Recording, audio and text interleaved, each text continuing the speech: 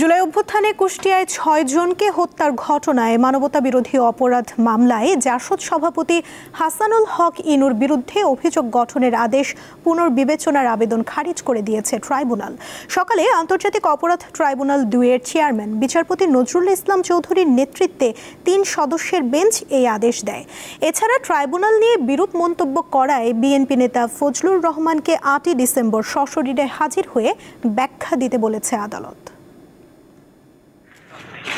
July August গণ অভ্যুত্থানে কুষ্টিয়ায় ৬ জনকে হত্যা করা হয়। এই ঘটনায় মানবতাবিরোধী অপরাধে গত ২৩ অক্টোবর হাসানুল হক ইনুর বিরুদ্ধে অভিযোগ গঠন করে আন্তর্জাতিক অপরাধ ট্রাইব্যুনাল।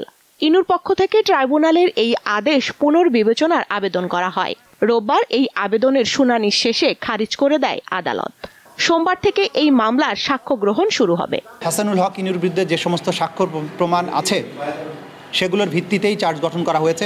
এই বিপ্লবকে, এই আন্দোলনকে, এই আইনকে চ্যালেঞ্জ করে এই আদালতে দাঁড়িয়ে কোনো কথা বলার অধিকার কোনো আসামির নাই, সেটা অবশ্যই রাষ্ট্রদ্রোহিত হবে। রিভিউ পিটিশন খারিজ হওয়ার পরে আমাদের যে সূচনা বক্তব্য অর্থাৎ ওপেনিং স্টেটমেন্ট সেটা উপস্থাপন করা হয়েছে আদালতে। আগামীকাল থেকে তার সাক্ষ্য গ্রহণ শুরু হবে। এদিকে টেলিভিশন টকশোতে ট্রাইব্যুনাল নিয়ে বিরূপ মন্তব্য করায় বিএনপি নেতা ফজলুর রহমানকে তলব করা হয়েছে। আগামী ৮ ডিসেম্বর ট্রাইব্যুনালে হাজির হয়ে তাকে ব্যাখ্যা দিতে বলেছে আদালত। কেন আদালত অবমাননার ব্যবস্থার জন্য তার বিরুদ্ধে ব্যবস্থা গৃহীত হবে না, এই জন্য রুল ইস্যু করেছেন এবং তাকে আগামী ৮ ডিসেম্বর সশরীরে হাজির হওয়ার নির্দেশ দিয়েছেন। সেই সাথে ওনাকে সশরীরে আসা উপস্থিতির সাথে সাথে ওনার একাডেমিক সনদ এবং বার কাউন্সিল সনদ সহ উপস্থিত হওয়ার জন্য নির্দেশ দিয়েছেন। মানবতাবিরোধী অপরাধে মৃত্যুদণ্ডপ্রাপ্ত শেখ হাসিনা সহ পলাতক আসামিদের ফিরিয়ে আনার চেষ্টা চলছে বলে জানান চিফ প্রসিকিউটর।